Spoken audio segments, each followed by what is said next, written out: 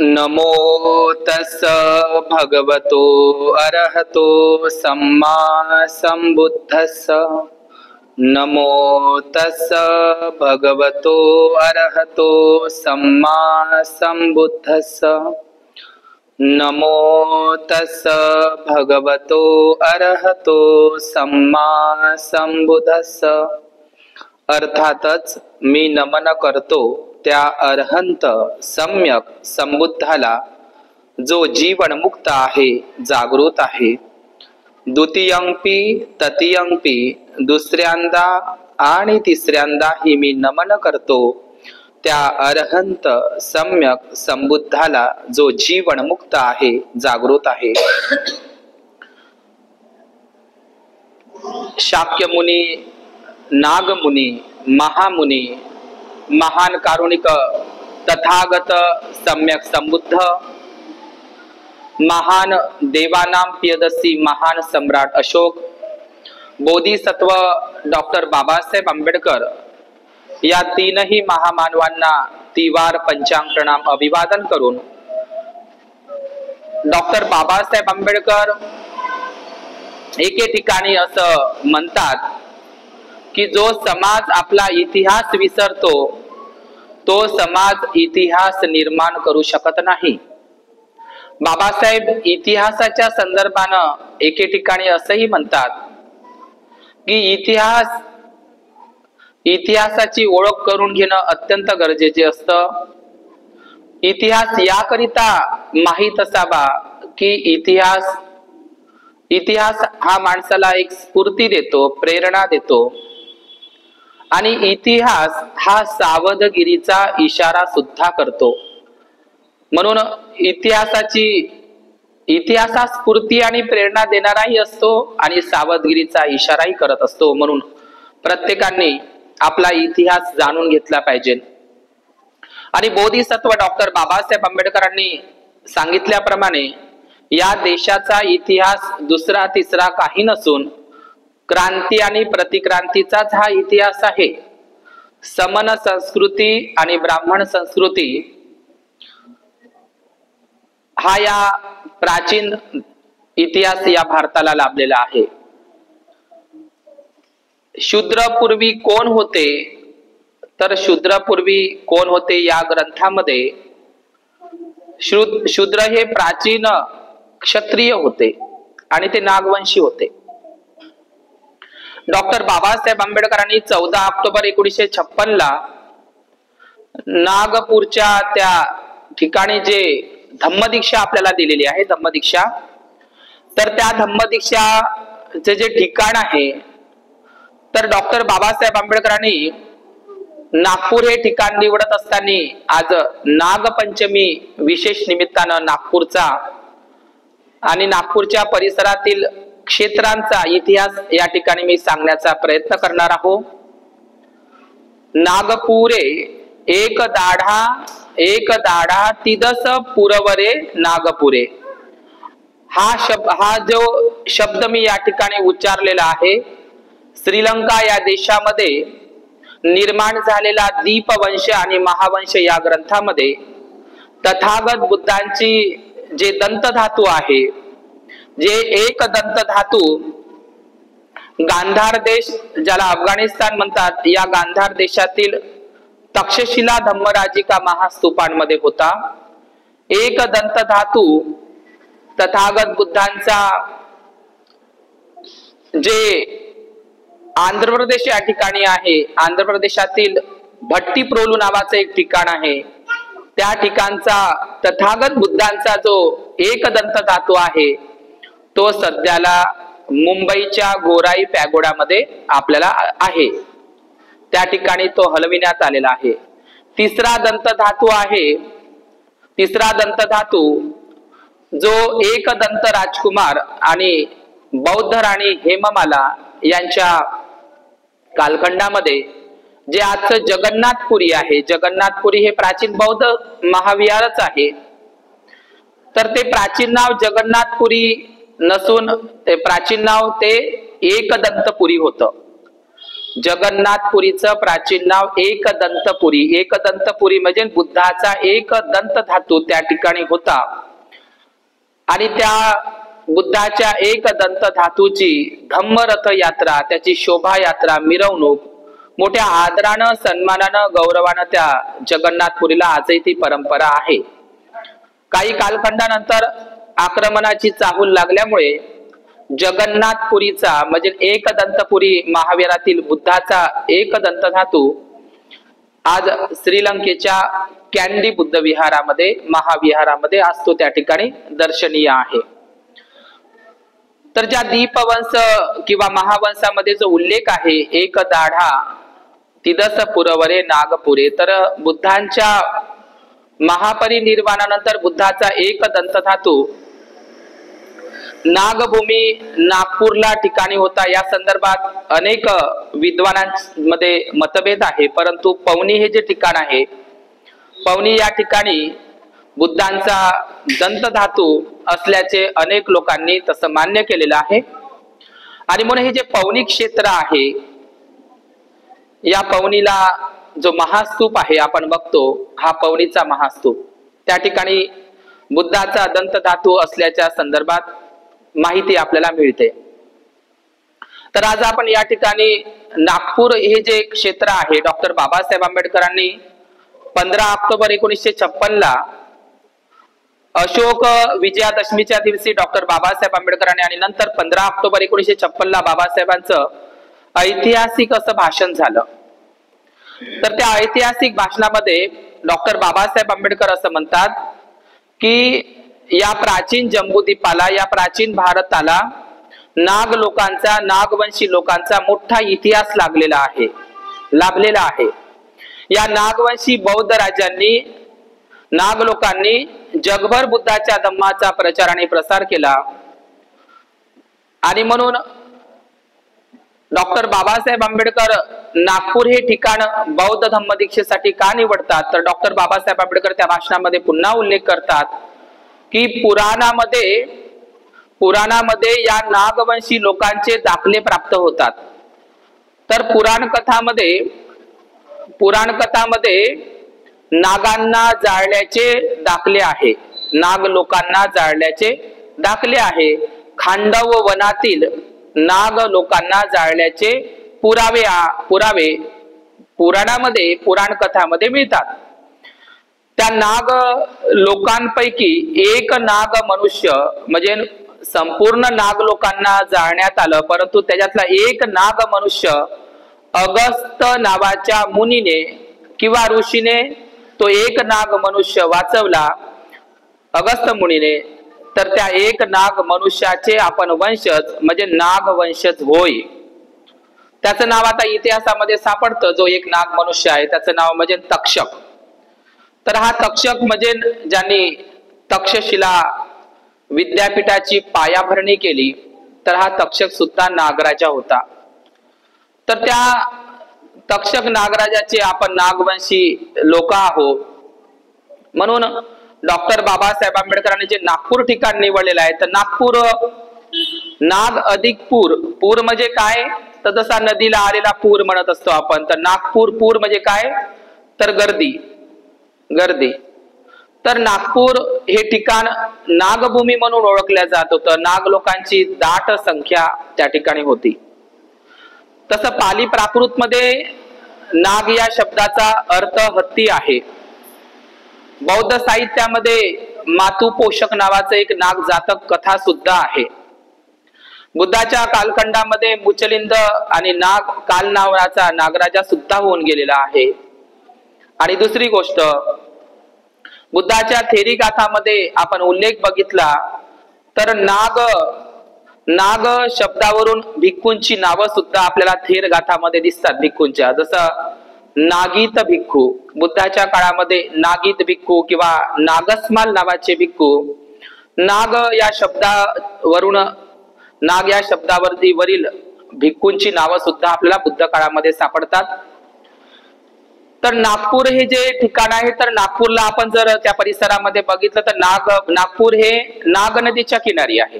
नाग नदीच्या किनारी नागपूरला एक दुसरी नदी आहे, तिला पिवळी नदी म्हणतात. पिवळी म्हणजे काय तर पीत वस्त्र, म्हणजे भिक्खूंच्या प्रवारणा म्हणजे भिक्खूंची जी उपसंपदा आहे ती नदीमध्ये होत असते. आजही विनयानुसार बौद्ध भिक्खूंच्या परंपरेनुसार भिक्खूंची उपसंपदा जी विधी आहे तर ती नदीमध्ये होत असते. आणि म्हणून जेणेकरून संभाव्य आहे की जे पिवळी नदी आज नागपूरच्या ठिकाणी आहे, पिवळी म्हणजे काय तर पीत वस्त्र धारण करणारे किंवा पितांबर वस्त्र धारण करणारे, पिवळ्या वस्त्र धारण करणाऱ्या भिक्खूंच्या नावावरूनच ते पिवळी नदी नाव पडलेलं आहे. तर ही जी पिवळी नदी आणि नाग नदी आपल्याला नागपूरच्या ठिकाणी दिसते. नागपूरच्या बाजूला नागवंशी लोकांच्या ज्या खानाखुणा पाऊलखुणा आपल्याला सापडतात, तर नागपूरलाच लागून काही लोक त्याला रामटेकची टेकडी म्हणतात. म्हणून ते रामटेक नसून ते संघाराम आहे. संघाराम म्हणजे भिक्खूंच्या आरामाची ठिकाणं, म्हणून त्याला संघाराम टेक किंवा संघारामगिरी जे आपण ताडोबा अभयारण्याच्या ठिकाणाला म्हणत असतो, भिक्खूंच्या आरामाची ठिकाणं म्हणून नागपूरच्या बाजूला नागार्जुन टेकडी आहे. तर नागार्जुन टेकडी म्हणजे ज्या आंध्र प्रदेशातील जे शून्यवादाचे महान आचार्य भिक्खू नागार्जुन यांचं सुद्धा विदर्भात म्हणजे नागपूरला काही काळ वास्तव्य होतं. म्हणून नागार्जुन टेकडी सुद्धा किंवा नागार्जुन पहाडी आपल्याला नागपूरला दिसते. ही नागार्जुन पहाडी आपल्याला बोधगया बराबर बुद्ध गुफेपाशी सुद्धा नागार्जुन गुफा आहे. आणि महाराष्ट्रामध्ये खास करून विदर्भामध्ये नागपूरच्या परिसरामध्ये नागार्जुन टेकडी आहे. तर नाग नदी, नागार्जुन टेकडी, नागपूर हे आपल्याला नाग शब्दाशी संबंधित नावे आपल्याला सापडतात. नागपूरच्या काही अंतरावर नागपूरचाच एक भाग होता तो एकेकाळी, तो भाग म्हणजे गोंदिया. तर हे गोंदिया नसून ते गोंडिया आहे. आणि या भारत देशातली जे नागवंशी लोक म्हणा किंवा आदिवासी म्हणा किंवा मूल निवासी म्हणा, काही विकृत विचाराचे लोक त्याला वनवासी म्हणतात. म्हणून नागवंशी, मूल निवासी, आदिवासी जी गोंड लोक आहे हे नागवंशीच लोक होते. गोंड लोक म्हणजे नागवंशी होते, म्हणजे गोंड हे नागवंशी लोक असल्यामुळे ते परिसराचं नाव गोंडिया होतं. नाग लोकांचा तो गोंडिया प्रदेश होता. परंतु नंतर आता आपल्याला माहितही पडलं नाही की त्या नागवंशी गोंडियाचं नाव बदलून कसं गोंदिया करण्यात आलेलं आहे. तर या गोंदिया परिसरामध्ये नागरा नावाचं एक ठिकाण आहे आणि नागरा हे गोंदिया जिल्ह्यामध्ये आजही आहे. नागरा हे प्राचीन बौद्ध महाविहाराचं महास्तूपांचं स्थळ आहे. त्या ठिकाणी बौद्ध अवशेष आहे नागरा या ठिकाणी. म्हणून नाग हा शब्द गोंदियाच्या परिसरामध्ये नागरा नावाचं एक प्राचीन बौद्ध स्थळ आहे. मी विसरलो की नागपूरच्या बाजूला आणखी एक स्थळ आहे नागरधन, किंवा काही लोक त्याला नंदीवर्धन सुद्धा म्हणतात. नागरधन ते ऍक्च्युली म्हणजे नागरधन हाही सुद्धा नाग शब्दाशी संबंधित ते नागरधन आहे. नागरधन हे प्राचीन बौद्ध स्थळ आहे.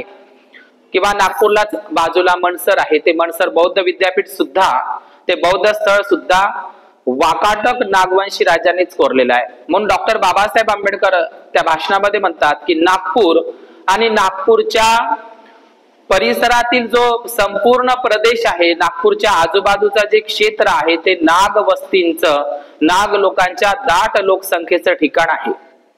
आणि म्हणून वर्धा जिल्हा सुद्धा त्याला अपवाद नाही आहे. वर्धा जिल्हा सुद्धा नागपूरचाच एक नागभूमीचाच एक भाग आहे. आपण वर्धेवरून यवतमाळच्या दिशेने निघालो तर आपल्याला केळझर नावाचं एक ठिकाण लागतं. केळझरचं प्राचीन नाव धम्मचक्रनगर होतं. आणि या केळझरला सुद्धा धम्मनाग नावाचा एक बौद्ध राजा राहत होता. त्याचा जो सुपुत्र होता सुमित्र, त्याची राणी भद्रशिला होती. म्हणजे धम्मनाग नावाच्या राजांचं जे नगर होतं म्हणजे धम्मचक्र नगर, म्हणजे आजचं केळझर नगर, या केळझर नगरवर सुद्धा धम्मनाग राजांची वस्ती होती. धम्मनाग नावाचा राजा केळझरला राज्य करत होता. थोडं आपण केळझरच्या पुढे आलो तर आपल्याला पवनार दिसते. ते पवनार नसून प्राचीन प्रवरपूर आहे. माझ्या एका वेगळ्या व्हिडिओमध्ये त्याचा इतिहास मी त्या ठिकाणी सांगण्याचा प्रयत्न केलेला आहे. तर हे प्रवरपूर म्हणजे वाकाटक बौद्ध राजांची प्रांतिक राजधानी आहे प्रवरपूर, आजचं पवनार. तर वाकाटक हे जे राजे आहे, वाकाटक राजवंशी जे राजे आहे महाराष्ट्रातील खास करून, ते नागवंशीच आहे.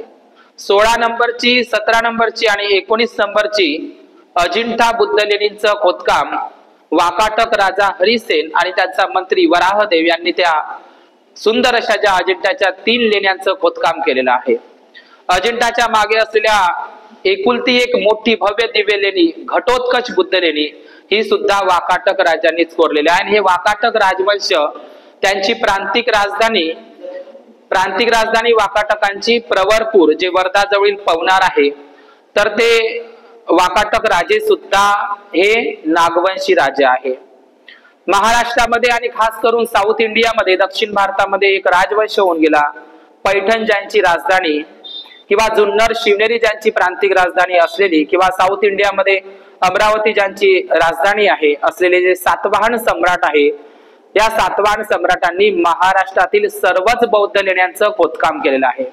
म्हणजे महाराष्ट्रातील सातवाहन बौद्ध सम्राट, वाकाटक बौद्ध सम्राट आणि शिलाहार बौद्ध सम्राट, या शिलाहार बौद्ध सम्राट घराण्याचा जो संस्थापक आहे राजा चित्तसेन, ज्यांनी कान्हेरीच्या बौद्ध लेण्यांमध्ये आणि एलिफंटाच्या बौद्ध लेण्यांमध्ये खूप मोठं योगदान केलेलं आहे. तर शिलाहार जो महाराष्ट्रामधला आणि विशेषतः कोकणामधला जो राजवंश आहे, स्वतः पंडित राहुल सांकृत्यायन यांनी ओल्गा टू गंगा या ग्रंथामध्ये असा उल्लेख केलेला आहे की महाराष्ट्रातील शिलाहार राजवंश हे बौद्ध राजवंश होतं आणि ते सुद्धा नागवंशीच होतं.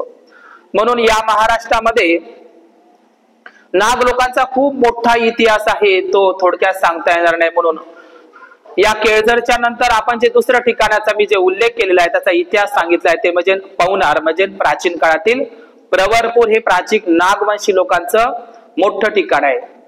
या पवनार पासून आपण थोडं पुढे जर गेलो तर आपल्याला वर्धा जिल्हा आहे. तर या वर्धा जिल्ह्यामध्ये सुद्धा नागवंशी लोकांशी संबंधित, नाग शब्दाशी संबंधित गावाची नावे आपल्याला सापडतात. जसं की वर्धा जिल्ह्यामध्ये वर्धाच्या बाजूला जसं पवनार आहे, त्याच वर्ध्याच्या बाजूला नागठाणा नावाचं ठिकाण आहे. नागठाणा, ठाणा म्हणजे ठिकाणा, जसं आपण पमाद ठाणा म्हणतो किंवा ठाणा हा शब्द पाली आहे, ठाणा म्हणजे स्थळ किंवा ठिकाणा. तर नाग लोकांचा ठिकाणा, नाग लोकांची ज्या ठिकाणी वस्ती आहे म्हणून त्याला नागठाणा म्हणतात. म्हणून वर्धा जिल्ह्यामध्ये नागठाणा, नागझरी किंवा नागटेकडी किंवा नागापूर नावाची ही गावं नाग लोकांशी संबंधित आहे. नाग लोकांच्या त्या खानाखुणा आहे, पाऊलखुणा आहे. आणि थोडं या वर्ध्याच्या पलीकडे आपण जर गेलं तर पवनी नावाचं एक बौद्ध ठिकाण आहे. महान सम्राट अशोकांनी 84,000 जे महास्तूप बांधले, त्या महास्तूपांपैकीचा एक महास्तूप हा पवनीला होता. आणि पवनीला विश्वमित्रा नावाची एक भिक्खुणी उपासिका त्या ठिकाणी वास्तव्य करायची. आजही त्या ठिकाणी पवनीची जी भिक्खुणी, महान भिक्खुणी होती विश्वमित्रा, तिचा शिलालेख आजही तुम्हाला पवनीच्या त्या स्तूपांच्या स्तंभांवरती तुम्हाला प्राप्त होईल. तर या पवनीचं जे ठिकाण आहे, पवनी हे सुद्धा महान सम्राट अशोक, स्वतः महान सम्राट अशोकांनी 84,000 जे महास्तूप बांधले, त्या महास्तूपांचं उद्घाटन आणि महास्तूपांना 84,000 महास्तूपांना भेटी दिल्या स्वतः सम्राट अशोक यांचे गुरु अरहंत मोगलीपुत्र तिस्स अरहंत महादेव महास्तवीर आणि महामहेंद्र भिक्खू आणि संघमित्रा यांनी सुद्धा, आणि सम्राट अशोकांनी सुद्धा पवनीच्या भंडारा जिल्ह्यातील पवनीच्या महास्तूपाला भेटी दिलेल्या आहे. आणि मग पवनीच्या ठिकाणी एक शिलालेख सापडतो आणि तो शिलालेख पवनीच्या ज्या महास्तूपांचे जे काही शिलालेख आहे ते सध्याच्या नॅशनल म्युझियम दिल्लीला ठेवलेले आहे. त्या ठिकाणी मुचलिंद नावाचा जो नाग, जे 5 पण्याचा ते 7 पण्याचा जे नागशिल्प, जे भंडाऱ्याच्या पवनीच्या स्तूपाचा जो कठडा आहे, स्तूपांचा जो भाग आहे, तो सध्या दिल्लीच्या म्युझियम मध्ये ठेवलेला आहे. त्या ठिकाणी तुम्हाला नागशिल्प दिसतं, मुचलिंद नागाचं शिल्प, ते दिल्लीला तुम्ही जाऊन पाहू शकता.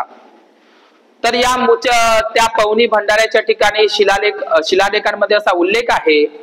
तो शिलालेखांमधला उल्लेख असा आहे पाली प्राकृत मध्ये, नागस्स पंचनिकायस्स दान, म्हणजे नागस्स पंचनिकायस्स दान असं पाली प्राकृत मध्ये लिहिलेलं आहे.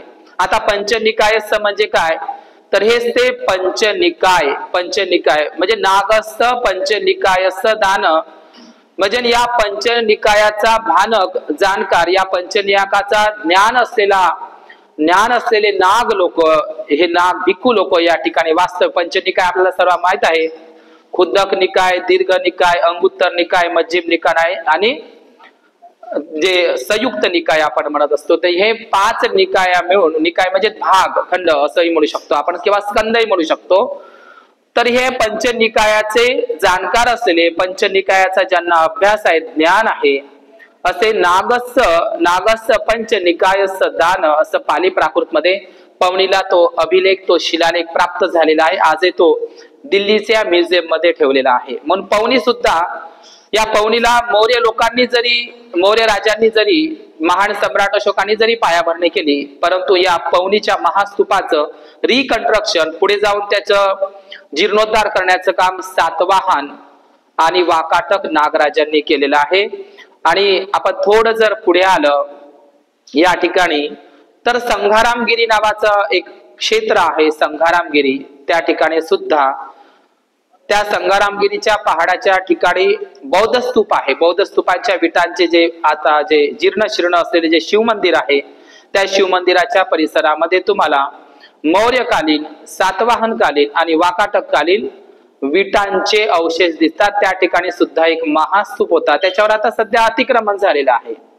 आणि या संघारामगिरीच्या थोडे पुढे जर गेलं तर आणखी एक ठिकाण आहे माणिकगड. माणिकगड म्हणजे माना आदिवासी लोक, हेकडमाना म्हणतात काही लोक विकृत पद्धतीने. तर माना जे आदिवासी लोक आहेत, आदिवासी हे नागमुंडा, नाग लोकच आहे ते, गोंड लोक, आदिवासी लोक. तर जे माणिकगड नावाचं जे क्षेत्र आपल्याला चंद्रपूर जिल्ह्यामध्ये, त्या गडचिरोली आणि चंद्रपूरच्या सीमेवर आपल्याला दिसतं, तर हे माणिकगड ठिकाण, तर जो माणिकगडचा जो किल्ला आहे, इतिहास आहे, त्या ठिकाणी 7 नागराजांचं वास्तव्य होतं माणिकगडला. तर माणिकगडचा किल्ला जो आहे तो नाग राजांनी कोरलेला आहे, तो इतिहास आहे. तर त्या ठिकाणी माणिकगडचा जो किल्ला ज्या नाग राजांनी किंवा त्या नाग लोकांनी कोरलेला आहे, त्या नागराजाचं नाव आहे गहिलू. गहिलू नावाच्या नागराजांनी माणिकगड किल्ला त्या ठिकाणी उभारलेला आहे. आणि या चंद्रपूरच्या बाजूला भटाळा नावाचं जे स्थळ आहे, सुद्धा नागराजांनीच, ते महाविहारच आहे एक प्रकारचं, शिवा टेम्पल जे म्हणून जातं, भटाळा. तर आपण थोडं जर पुढे गेलं तर मी हा इतिहास या ठिकाणी नागपंचमी विशेष म्हणून नाग लोकांचा हा जो इतिहास मी या ठिकाणी सांगण्याचा प्रयत्न करत आहोत. तर अहेरी हे जे एक ठिकाण आहे गडचिरोली जिल्ह्यामध्ये, अहेरीला सुद्धा काही बौद्ध स्तूपांचे, शिल्पांचे अवशेष सध्याला प्राप्त झालेले आहे. अहेरी, तर त्या ठिकाणी अहेरी जिल्ह्यामध्ये एक नागेपल्ली नावाचं ठिकाण आहे. नागेपल्ली, या नागेपल्लीला बौद्ध स्तूपांचे अवशेष सापडले आहे. नाग शब्द असेल हे नागेपल्ली, पल्ली म्हणजे पाली होतो. तर आपण थोडं चंद्रपूर जिल्ह्यामध्ये आणखी 3 बौद्ध प्राचीन स्थळ आहे. एक बौद्ध स्थळ म्हणजे नागभीड. जसं ज्याप्रमाणे नागपूर आहे त्याप्रमाणे नागभीड आहे. भीड म्हणजे काय, तर गर्दी. तर नागभीड हे जे ठिकाण आहे, तर नागभीडला सुद्धा सम्राट अशोकांचे जे अमात्य आहे, महामंत्री आहे, सम्राट अशोकांच्या कालखंडातला एक शिलालेख पाली प्राकृत मध्ये प्राप्त झालेला आहे. नागभीडला सुद्धा 84,000 महास्तूपांपैकी एक महास्तूपांचं स्थळ म्हणजे नागभीड होय. नाग लोकांची भीड, अधिकाधिक ज्या ठिकाणी नागवंशी लोकांचं अधिपत्य आहे, साम्राज्य आहे, नागवस्तीची दाट ठिकाणं आहे, गर्दी आहे, म्हणून त्याला नागभीड म्हणतात. नागभीडच्या पलीकडे आणखी एक गडचांदूर नावाचा जे ठिकाण आहे, ते सुद्धा प्राचीन बौद्ध स्थळ आहे. त्या ठिकाणी सुद्धा बौद्ध गुफा आणि बौद्ध अवशेषांचे ठिकाण त्या ठिकाणी प्राप्त झाले आहे. मी महत्वपूर्ण ठिकाण म्हणून चंद्रपूर जिल्ह्यातील जे चंदनखेडा नावाचे एक नवीन स्थळ आहे, चंदनखेडा, या चंद्रपूर जिल्ह्यामध्ये वणी तालुक्यामध्ये, चंद्रपूर आणि यवतमाळ जिल्ह्याच्या सीमेवर वणी तालुक्यामध्ये एक कायर नावाचं एक छोटस गाव आहे, कायर.